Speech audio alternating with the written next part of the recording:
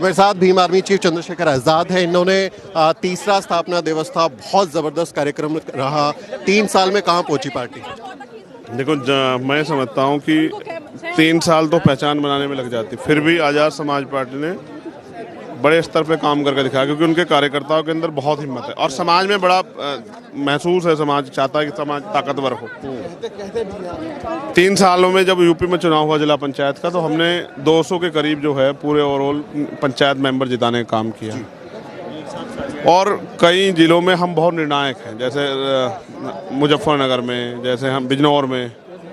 उसके बाद जब विधानसभा चुनाव हुआ, विधानसभा चुनाव में एक समस्या हमारे सामने आई। हमें लगता था ये आसान काम है, आसान काम नहीं, बहुत कुछ सीखना था।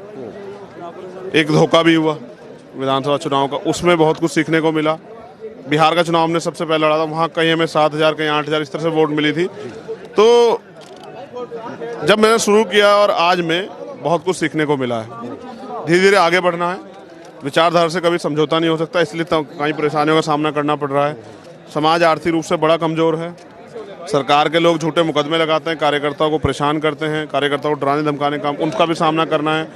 और सरकार ने जो झूठ फैला के लोगों को वोट बरगलाने काम किया, उसका भी। और सरकार जो झूठ फैलाती है, स्पेशली भीम आर्मी आज़ाद समाज पार्टी के प्रति, धर्म के नाम पे, मजहब के नाम पे, उसका भी सामना करना। इन सब चीज़ों का सामना करना सीख रहे हैं, संगठन बनाना सीख रहे हैं, संगठन को सक्रिय काम करवाना सीख रहे हैं। अब तैयारी नगर पंचायत की उत्तर प्रदेश में, मध्य प्रदेश, राजस्थान, छत्तीसगढ़ में विधानसभा चुनाव लड़ना है। तेलंगाना, कर्नाटक में चुनाव, वहाँ भी संगठन है, वहाँ भी कोशिश कर रहे हैं। नई उपलब्धि के तौर में हमें हरियाणा में, छत्तीसगढ़ और उड़ीसा में तत्कालिक अगले 1 महीने के अंदर पार्टी का संगठन खड़ा करना है। और बिहार में बहुत अच्छा काम चल रहा है, स्पेशली हिंदी बेल्ट में बहुत मजबूत हो रहे हैं। राजस्थान, मध्य प्रदेश, बिहार, उत्तराखंड और यूपी, हरियाणा और पंजाब में थोड़ी सी धार देने की ज़रूरत है। तो क्योंकि आज रहबर का जन्म दिवस है, उनसे बहुत कुछ सीखा है और उनके जीवन को आत्मसात किया है। उनके संघर्ष से सीख के आगे बढ़ने की दिल में बड़ी इच्छा है। कोई लोभ लालच नहीं है, किसी तरह का कोई बहुत महत्वाकांक्षा नहीं है। एक छोटी सी महत्वाकांक्षा है कि हमारे आंदोलन राष्ट्रव्यापी और इससे प्राइम मिनिस्टर बने, इतनी छोटी सी महत्वाकांक्षा है। ये ख्वाब काशीराम साहिब का भी था, उनको राष्ट्रपति बनने का ऑफर मिला तो उन्होंने बोला भाई मैं प्रधानमंत्री बनूंगा और लोगों का भला करूंगा। वो ख्वाब अधूरा है, इसलिए आंदोलन है। इसलिए आंदोलन है कि जो पिताजी या जो मतलब बड़े हमारे रह गए, उनका जो काम अधूरा रह गया है, उसको पूरा करना, यही एक जो है सपूत का काम होता है। भाई अब आप देखो, आप इस सत्यता कोई नकार नहीं सकता कि आज देश में कोई बहुजन आंदोलन ऐसा नहीं जो प्राइम मिनिस्टर बनाने की क्षमता रखता हो। और सबके सपने किसी का विधायक बनना है, किसी का मिनिस्टर बनने का वहाँ तक सीमित है। ना मेरे सपने विधायक और मंत्री बनना या MP बनना मेरे सपने में ना पहले था ना। एक छोटा सपना मैंने आपको बताया, वो भी सपना मेरा नहीं है, बाबा साहब अम्बेडकर, काशीराम साहब का, कि बहुजन समाज का प्राइम मिनिस्टर बने।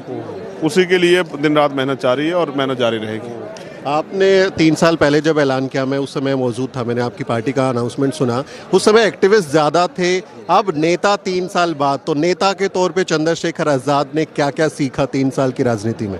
नहीं, मैं ना पहले नेता था ना आज नेता हूँ। एक छोटा सा कार्यकर्ता हूँ, गलतियाँ करता हूँ, सीखता हूँ, सिखाने वाला कोई है नहीं। जो महापुरुषों का लिटरेचर है, किताबें हैं, उन्हीं से सीख रहा हूँ और कोशिश कर रहा हूँ पुराने मूवमेंट जो गलती हुई है वो ना हो। पूरा पहले बहुजन समाज में भाईचारा पैदा हो, हर बहुजन समाज के हर व्यक्ति के मुद्दे को लड़ा जाए, सामाजिक, आर्थिक, राजनीतिक सब तरह से चीज़ों पर ध्यान रखा जाए और सरकार जो गलत करने का प्रयास साजिश करे उसका भी ध्यान रखा। जैसे मैंने अभी कहा कि उन्होंने आज यूपी में एक नियम आया था कि ST की ज़मीन जो है वो बिना परमिशन के ली जाती, अब वो उन्होंने ख़त्म कर दिया। अब ताकतवर आदमी उस ज़मीनों को कब्जा लेंगे, पहले से ज़मीन नहीं है। एक आंकड़ा 55% दलितों पर 1 गज ज़मीन नहीं है। तो हमें चिंता है भविष्य को लेके, अपने समाज को लेके, दलित, पिछड़े, आदिवासी, मुसलमान, जैन, सिख, बौद्ध, पारसी को लेके, उनके अधिकारों को लेकर, भारतीय संविधान को लेके। तो हमारा उदय संविधान की रक्षा और उसके इम्प्लीमेंटेशन के लिए। आखिरी सवाल ले रहा हूं क्योंकि बहुत सारा काम आपको है। मध्य प्रदेश में छतरपुर में आप लोग आंदोलन करने वाले हैं, 17 तारीख को करने वाले हैं। लगातार अच्छे कार्यक्रम मैं देख रहा हूं, वहां पर खूब भीड़ आ रही है। इस बार MP चुनाव में आज़ाद समाज पार्टी का भविष्य कैसा देख रहे हैं, क्या उम्मीदें हैं? निर्णायक रहेगी, रिजल्ट देगी और जिस तरह की जमीन पे वो है, तो तीसरी बड़ी पार्टी आज़ाद समाज पार्टी अभी लोगों के रूप में है। और आप देखना प्रैक्टिकली बहुत अच्छे रिजल्ट आने वाले हैं, क्योंकि यूपी से बहुत कुछ सीखा है, बिहार से, उत्तराखंड से, अब दिल्ली से भी सीखा है। MCD चुनाव में भी हम यहाँ थे, मैं गली गली यहाँ घूमता फिर अपने कार्यकर्ता को भी वोट मांगता हुआ। मुझे कोई शर्म नहीं मुझे पता है कि यहाँ बहुजनों का भला सत्ता से होगा और सत्ता प्राप्ति के लिए जो मेहनत करनी पड़े मैं उसके लिए तैयार हूँ। मैंने तो समाज से आज ये भी कहा कि और बताओ क्या त्याग करना, उसके लिए भी तैयार हूँ। जब मैंने अपना जीवन ही दांव पे लगा दिया, सब कुछ दांव पे लगा दिया, तो फिर और किसी से परवाह नहीं पड़ती। तो अपने महापुरुषों के अधूरे सपने को पूरा करना ही मेरी जिंदगी का एकमात्र लक्ष्य है। लोकसभा चुनाव लड़ रहे हैं, पार्टी तय करेगी। तय करेगी। तो ये राजनीतिक हो गया हूं ना थोड़ा सा। तो ये चंद्रशेखर आजाद जिन्होंने कहा कि उनका मकसद है कि वो इस देश में बहुजन समाज से प्रधानमंत्री बना सकें, और उन्होंने ऐलान किया है कि अगर पार्टी उनका साथ देगी तो वो लोकसभा चुनाव भी लड़ेंगे। इनकी बातों पर आप क्या सोचते हैं, कमेंट करें और हमारे चैनल को जरूर सब्सक्राइब करें।